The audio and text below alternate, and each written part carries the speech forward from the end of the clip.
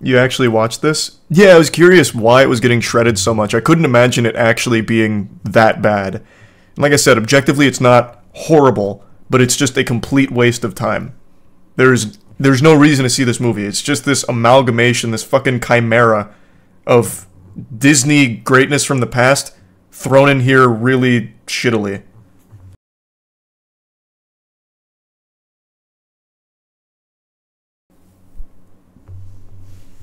Thanks to the resub, Kane. Nah, I'm not gonna moist meter Napoleon. I do want to talk about Wish, though. Give me 2 seconds. I just gotta tinkle real quick. And then I want to talk about this, because I just saw it. Be right back.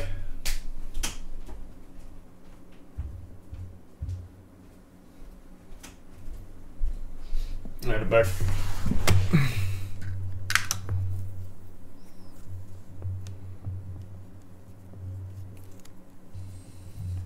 Yeah, we talked about Josh Giddey stuff a lot already. Every topic that's come up over the last 48 hours, just work under the assumption I've already talked about it a lot. Thanks to resub Abby and the Prime Roggy.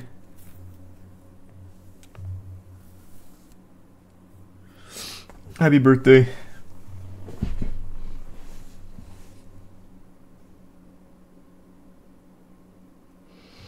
Alright. I wanna go into Wish spoilers. I wasn't really interested in seeing it, but after all of the reviews and everything, and somehow it got shredded by most people, which I would have never expected from like a pretty safe Disney animation, I got curious if it's actually bad. So right now it has, I think, the lowest Disney animation opening rating on Rotten Tomatoes ever or something. And I just saw it. And it's not bad, but I see why no one really likes it. It's really, really painfully generic. It is legitimately just a full-blown marketing campaign that could have been used as like a commercial, but stretched to a feature-length film. I don't understand why they'd even make it. It doesn't really make sense. They took every element of good Disney animations and like roped it into this haphazardly. And it has like the worst ending in any Disney animated movie I've seen in a minute. The ending is terrible. The ending is so bad. I just don't get why they even bothered with this. They didn't really have a story to tell.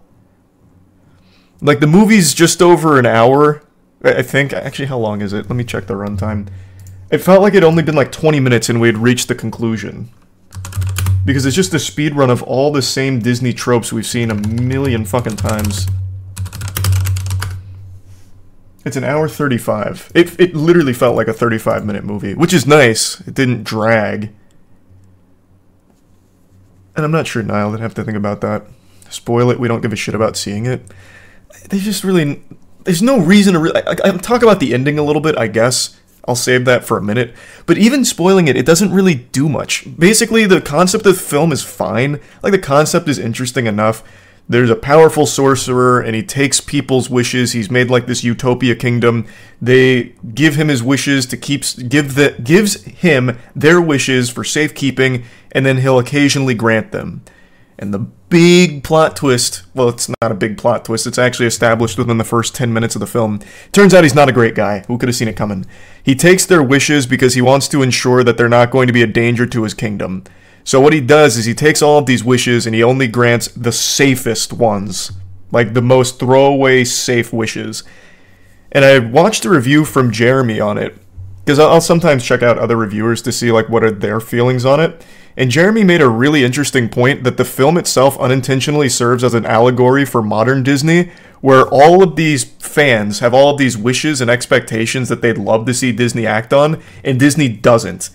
Instead, they just grant you the safest, most insignificant garbage content, like the safest shit. And I was like, damn, that's actually kind of profound. Like, this movie really is an allegory for how Disney handles what the fans want.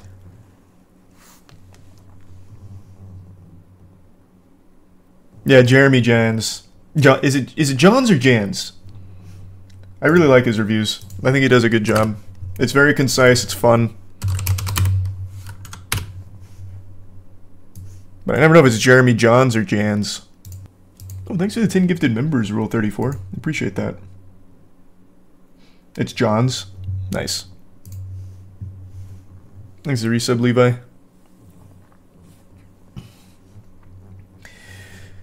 So yeah, again, there's really nothing... Like, there's nothing objectively horrible about the film. It's just so derivative of every other Disney film ever made. You just get nothing out of it. Like, even the musical numbers are pretty uninspired. There's only one that stood out to me as being pretty good, and it's the second song in the film. Like, the second song is the only one that I was like, oh, that's kind of a banger. Everything else, I feel like no one would ever go out of their way to listen to ever again on purpose. They're just so bland. And every side character in this is completely forgettable that serves no purpose. And really, even the main character herself doesn't do anything. She does the most important thing, which is making a wish of her own on a star, which is why you get Luma here. But outside of that, she does nothing. The star does everything until the end of the movie, where it just completely blows its ass wide open with nonsense. Thanks to the Prime Tigu. I'm not sure, Logan. It really just depends on what the material is.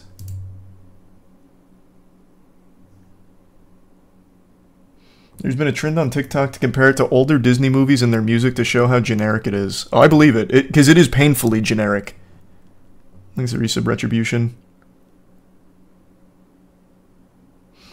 A lot of Disney fans on TikTok really don't like the music. Some of them even accuse Disney of using AI to make them. I wouldn't be surprised. Like I said, this feels so derivative of everything good from Disney movies of the past tried to, like, make something new out of. Like, it does feel like you would plug all of this into ChatGPT and have it spit out a script. It's uninspired. The jokes in it, like, I don't even know if you could classify them as jokes. They barely even try in that department. There's nothing. It has nothing. But the thing is, like, it's not a bad movie per se, I suppose. It's just so uninteresting, so forgettable, and just nothing. I just don't know why they'd even bother with it. No, it's just boring. Like, it's not fun bad or anything. It is just a boring movie. Like, it has nothing to it. There's no meat on its bones. I'll talk about the ending real quick, I guess, because the ending really is like the most egregious, like, hey, let's just wrap this shit up and be done, okay? So basically what happens at the end... Okay, big spoiler warning if anyone gives a fuck. Huge spoiler warning. Sound the alarms. Wee woo, wee woo, wee woo. Big spoilers.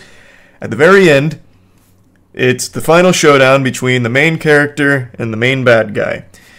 And he's this all-powerful sorcerer. Our main character, she doesn't have any powers of her own. Like I said, she herself doesn't really do anything aside from summon Luma, who does everything. It's character's not actually named Luma, it's Star, but it's basically like Rosa and Luma.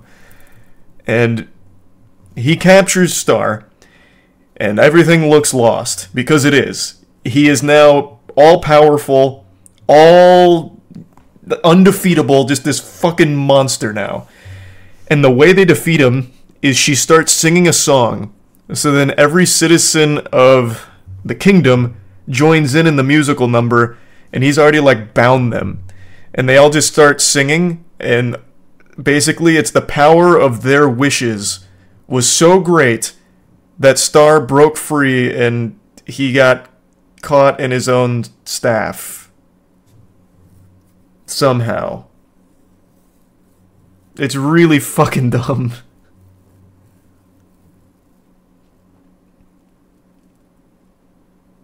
So they unionized. I mean, I guess. Yeah, kinda. But he's defeated through the power of song and everyone wanting to make wishes. But I don't, like, there's no reason that should have beat him at all. Like, it shouldn't, he should have just listened to that and been like, alright, can you stop wishing? This is fucking cringe. And then he just starts blasting them all again. Like, there's no reason it should have done shit to him. Doesn't the main character become a fairy godmother? kind of, but until then, she doesn't do anything. And even after that, they don't show her doing anything. Thanks to the resub rain. It really is mainly Star that does mostly everything. She is the most important character because she summons Star, but then it's Star accomplishing all of the tasks. You actually watched this? Yeah, I was curious why it was getting shredded so much. I couldn't imagine it actually being that bad. And like I said, objectively, it's not horrible, but it's just a complete waste of time. There's no reason to see this movie. It's just this amalgamation, this fucking chimera of Disney greatness from the past thrown in here really shittily. People were shitting on the ending because they tried to canonize every Disney movie. There's plenty of things you can shit on it for. There really is. There's actually someone I've seen that says Chicken Little is the worst Disney movie. Well, I'm wishing you the best of luck with it, Logan. I don't have any advice, though.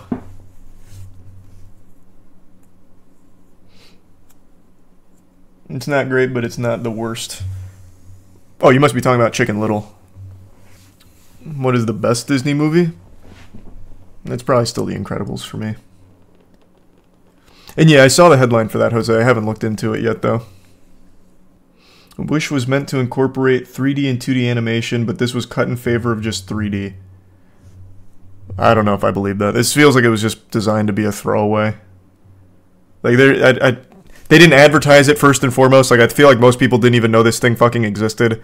And secondly, after watching it, there is legitimately no real effort into trying to tell a story.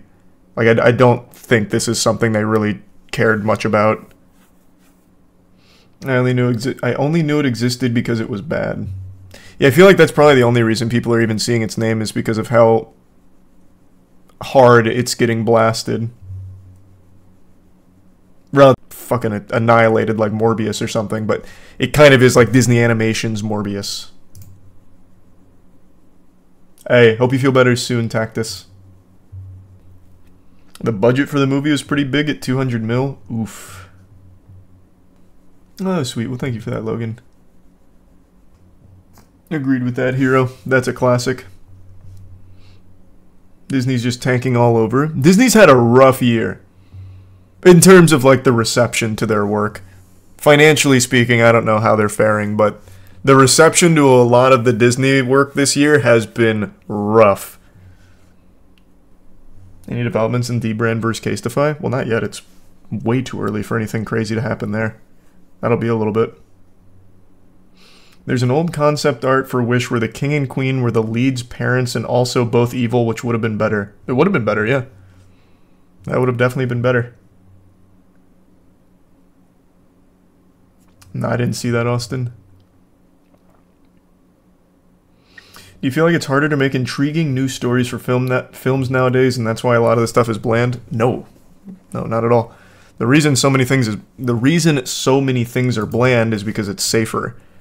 Everything costs more to make, games, movies, whatever. You have to play it safe for your investment, so you try and deliver on what you think people will want based on what they've wanted in the past. That's my explanation for why I think everything's kind of been a little more derivative recently. But that's not an absolute. There's been some incredibly creative projects this year alone.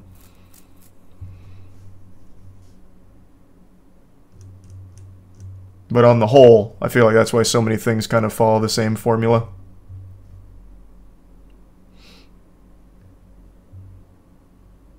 That'd be a great remake, Caitlin, for sure.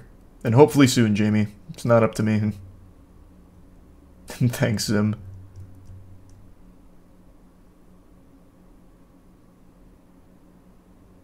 I haven't seen the new episode there, King. I'll take your word for it, though. And I'm not sure, Michael.